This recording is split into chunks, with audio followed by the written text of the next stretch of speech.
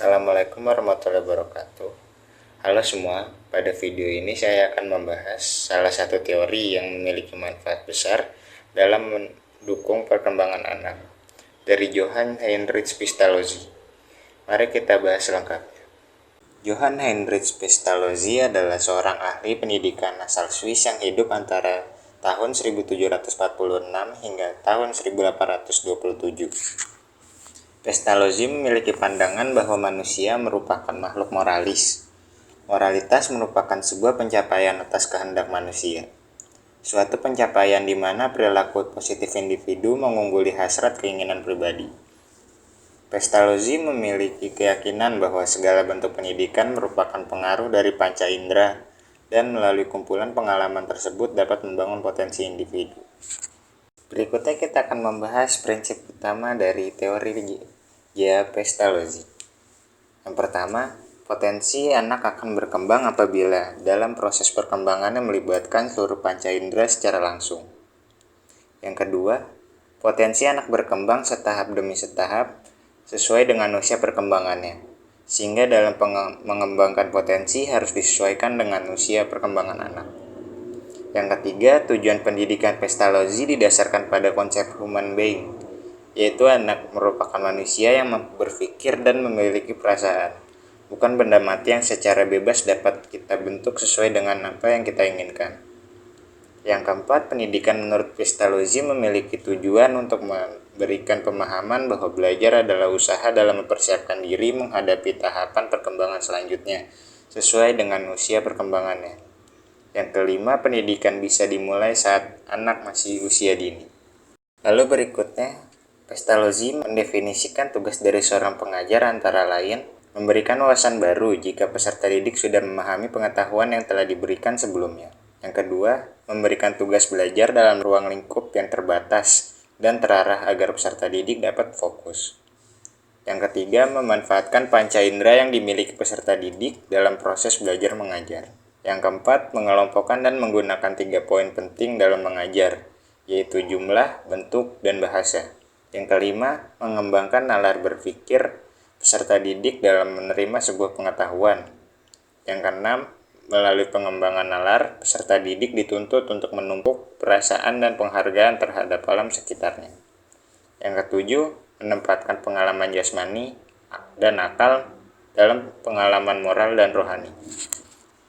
Berikutnya kita akan membahas contoh penerapan dari teori J.H. Pestalozzi dalam metode pembelajaran dalam simulasi pembelajaran harian.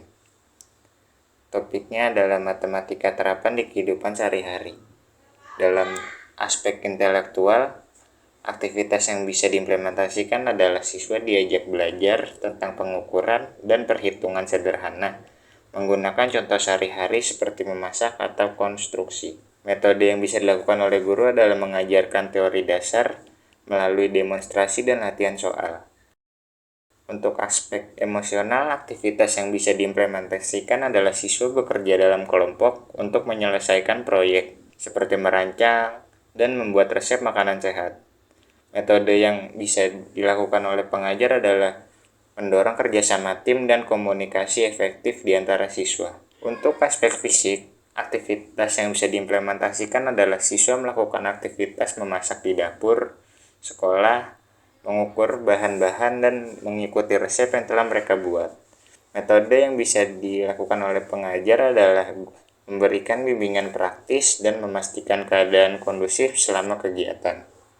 Berikutnya kita akan membahas kelebihan dari teori J.H. Pestalozzi. Yang pertama itu ada pengembangan holistik. Teori Pestalozzi menekankan pada perkembangan intelektual, emosional, dan fisik siswa secara seimbang, yang memastikan pendidikan yang holistik. Yang kedua itu ada relevansi praktis.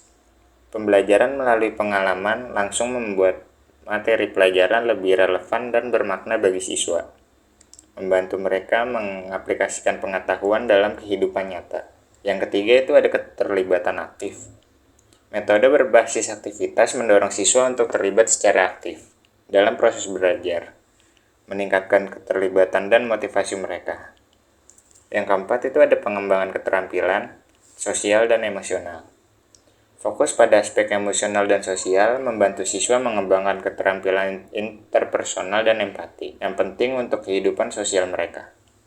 Yang kelima, lingkungan pembelajaran yang mendukung. Menciptakan lingkungan yang mendukung dan penuh empati mendorong rasa percaya diri dan kenyamanan belajar pada siswa.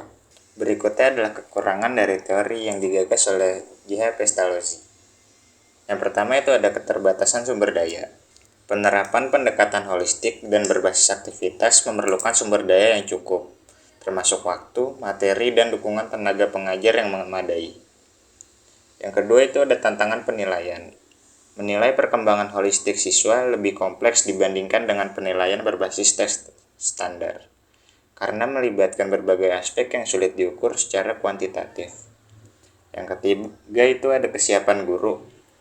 Tidak semua guru mungkin siap atau terlatih untuk mengimplementasikan pendekatan Pestalozzi yang memerlukan pemahaman mendalam tentang metodologi dan keterampilan untuk mengelola kelas yang dinamis.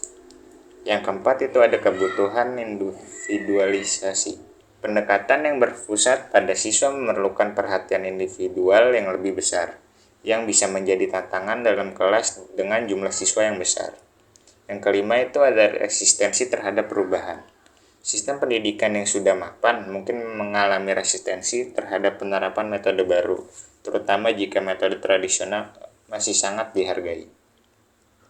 Pendekatan Pestalozzi menawarkan banyak manfaat yang dapat menghasilkan pengalaman belajar yang kaya dan bermakna, meskipun juga memerlukan komitmen dan sumber daya yang signifikan untuk diimplementasikan secara efektif. Kesimpulannya adalah teori pembelajaran yang digagas oleh J.H. Pestalozzi berfokus pada perkembangan holistik siswa.